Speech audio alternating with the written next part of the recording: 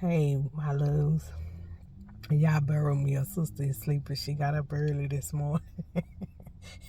Got the moving around, but um, I just wanted to come on here for a little bit and talk to y'all about how I know some people get plan their day or whatever when they get up, but I don't plan mine because I just allow the Lord to order my steps. And so today I wound up going somewhere.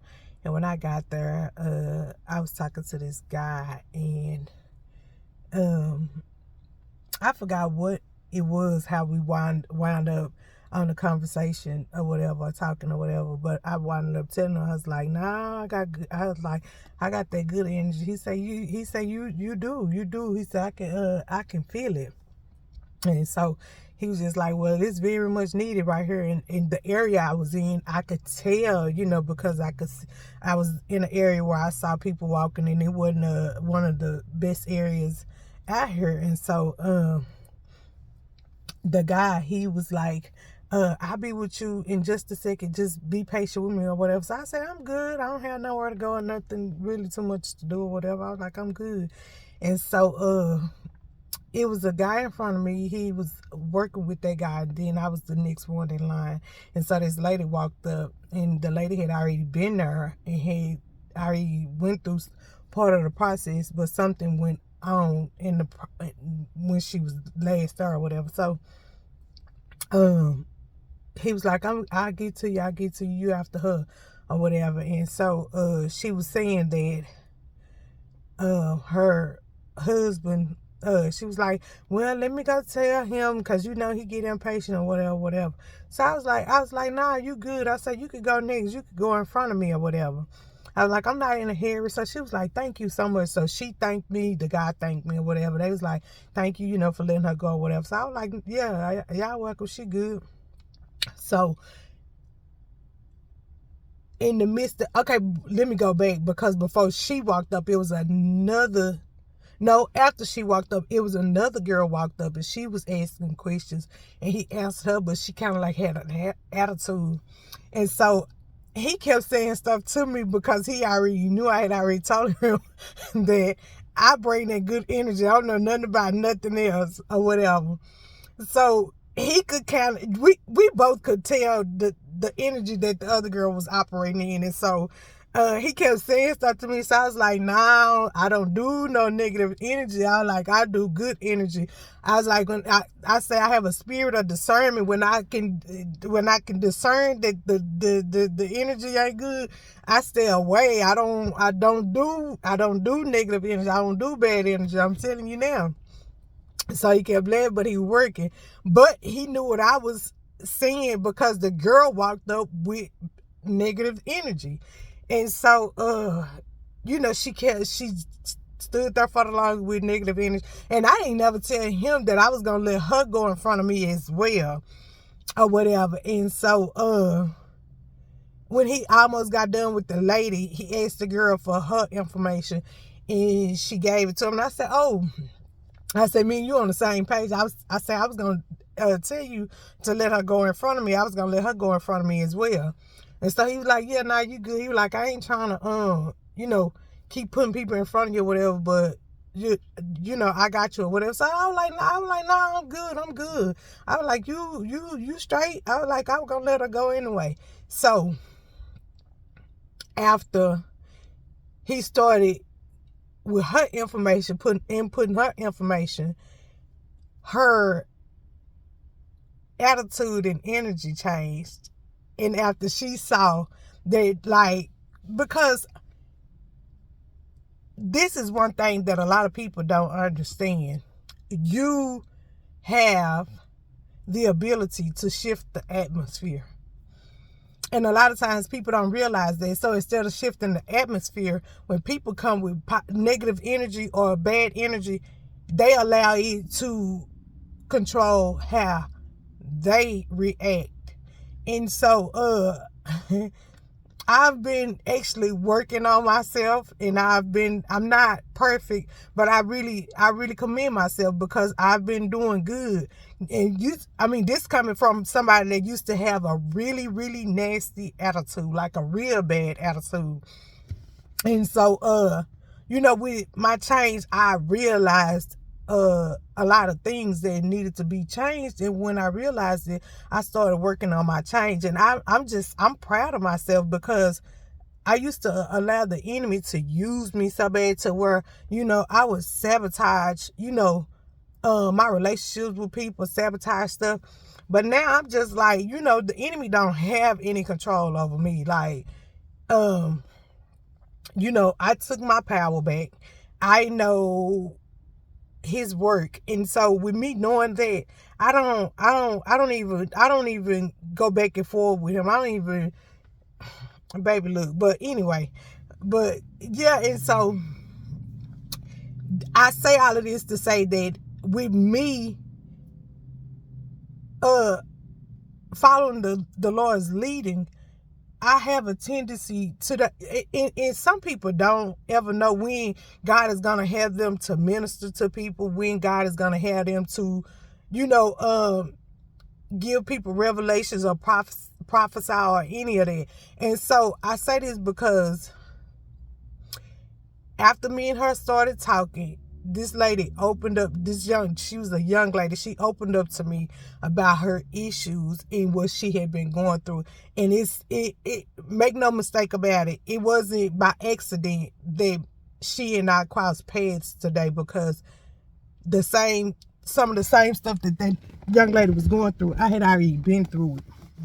And how can you serve and help God's people if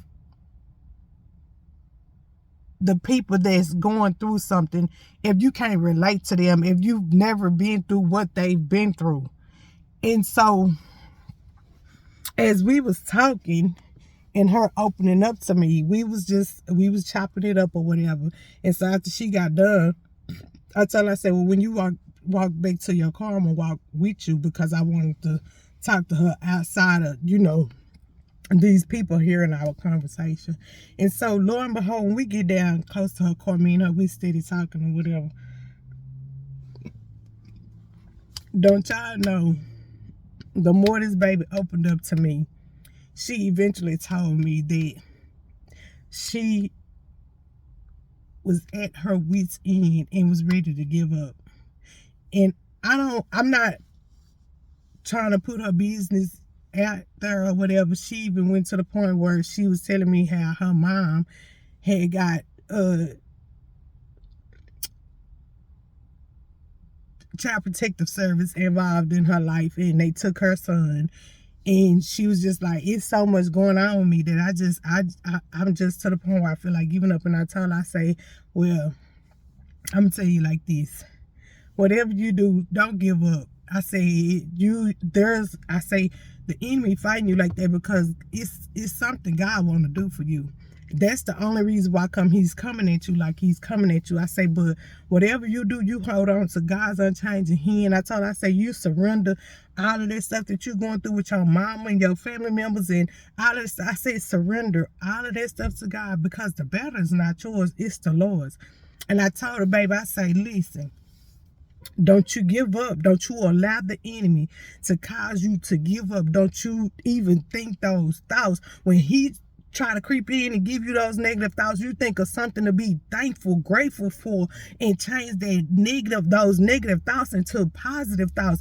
And I tell her, I say, that baby needs you. You need you. This is not about anybody else. This is about you. And you need to stay here and you need to do what it is you need to do for that baby. There's no giving up. There's no quitting. We have to keep on fighting. We have to, until we get to the finish line. I don't know about nobody else, but I'm not no quitter.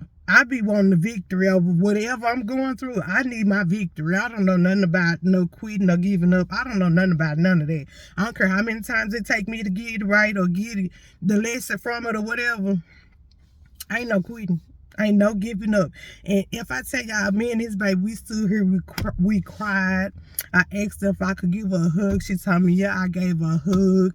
And we cried some more and I encouraged her some more. But I say this because a lot of people don't understand that when you in ministry, God will place people on your path that you don't even, I mean, like, you this is just period. You don't ever know who somebody is, what they done been through. You don't ever know who God gonna place in your life at just the right time, or when you're needed most, or any of that. That's why come I say be careful how you treat people, because you could be entertaining an angel, or you could be entertaining somebody that's ready to call it quits in their life. And if they already at their wits end, if you being nasty and ugly to that person, that right there just may be all it takes for that person to go and end their life. That's why I say it's important to be kind to people, regardless of the situation. Even if they being nasty, you be nice. Because when you're being nice, that nice will override the nasty. And 9 times out of 10, I can guarantee you, once they walk out or leave, they probably thinking to themselves like, dang, I was being nasty for nothing. I was being nasty with that person. And they just constantly kept being nice. There was no way that my nasty could change their nice. Like, they kept being nice. And it does something to them. They may not, I'm not saying that they'll change all of a sudden or whatever, but I can guarantee you, I almost guarantee you 9 times out of 10, it's going to make them have a thought of, dang, why was I being nasty? Why? Like, I was being nasty for nothing. I need to stop being like that. So it's always good to be nice. Like, it's cool to be kind. But, that's all I wanted for today. I just wanted to let y'all know that, be kind, be compassionate, be empathetic, be respectful, be generous. It don't cost not anything to be any of that I just said, for for people to be. And so as usual, I love y'all, and there ain't nothing you can do about it. Now go be great on purpose, and peace.